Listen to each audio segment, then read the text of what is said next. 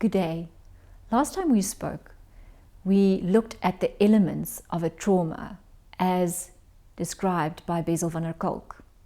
The first element is the loss of predictability.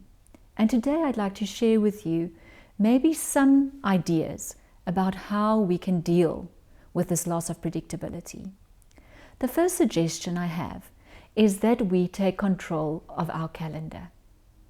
And that means that we are still living in a time where we do not know how this pandemic will unfold. What we do know is that numbers are rising and that this is very anxiety-provoking. So we can't know the next big step. But what we do have control over is our daily calendar.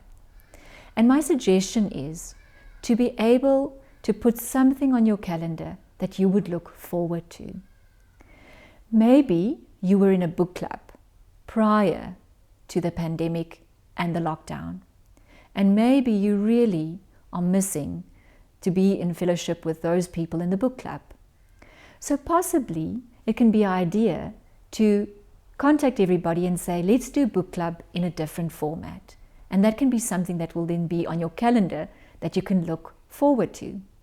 This past weekend, it was Father's Day. And although it's not something that we maybe want to make a big deal about, it is a little celebration and a time for us to be grateful for the fathers in our lives. And that was on the calendar. And in our house, we looked forward to it. And we did something special on the day. We've also had several birthdays of friends and in our own home. And we went out of our way to make it special for the person whose birthday it was. So we don't have control over the big things. We can't predict the big next step in what's happening with the pandemic.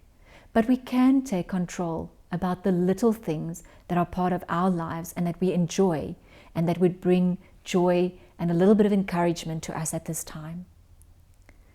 The next suggestion I have is something that many psychologists use in their practice, and that is to imagine that you are a tree.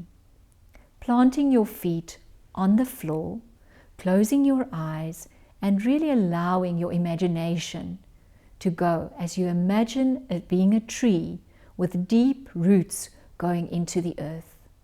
Just like Psalm 1 says, with a tree planted close to the living water. This can be similar for you, thinking about how you are rooted and how you are grounded in a time of lots of uncertainty.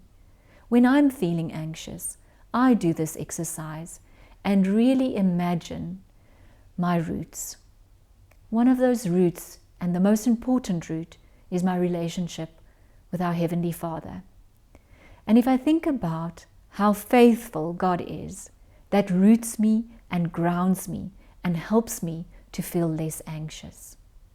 Another deep root in my life is my connection with my family and my friends.